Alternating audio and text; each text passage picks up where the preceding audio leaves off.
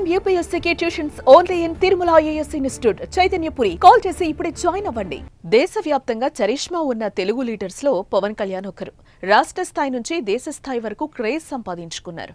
గతేడాది జరిగిన ఏపీ ఎన్నికల్లో విజయం సాధించాక పవన్ పాపులారిటీ మరింత పెరిగిపోయిందని చెప్పుకోవచ్చు. ఏపీలో బీజేపీకి ఇష్టమైన నాయకుడిగా పవన్ మారిపోయాడు. ప్రధాని మోదీ సైతం వీలు దొరికినప్పుడల్లా పవన్ ను ఆకాశానికే తెస్తున్నారు.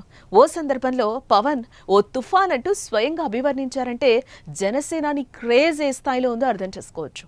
తాజాగా ఢిల్లీ ముఖ్యమంత్రి రేఖా గుప్తా ప్రమాణ స్వీకార కార్యక్రమంలో కూడా పవన్ క్రేజ్ మరోసారి బయటపడింది.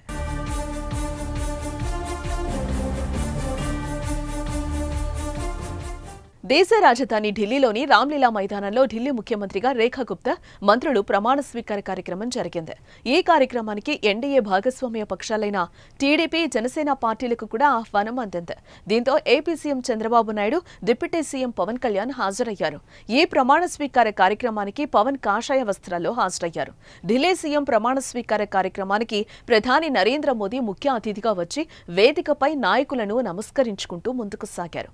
మొదట మహారాష్ట్ర మాజీ సీఎం షిండేతో కాసేపు మాట్లాడారు. తర్వాత మిగిలిన నాయకులను నమస్కరిస్తూ ముందుకు సాగుతూ పవన్ కళ్యాణ్ దగ్గర ప్రధాని ఆగి షేక్ హ్యాండ్ ఇచ్చారు.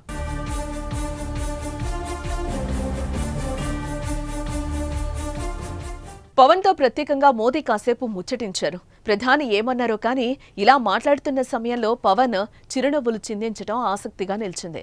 పవన్ పక్కనే ఉన్న కేంద్ర మంత్రి రామ్మోహన్ నాయుడు కూడా ప్రధాని మాట్లాడుతూ ఉండగా నవ్వుతూ కనిపించారు. అనంతరం అలా ముందుకెళ్లి మళ్లీ చంద్రబాబుకు కూడా షేక్ హ్యాండ్ ఇచ్చి మోదీ మాట్లాడారు. ఇలా పవన్ కళ్యాణ్ తో పాటు చంద్రబాబుతో మోదీ మాట్లాడుతున్న వీడియోలు వైరల్ అవుతున్నాయి.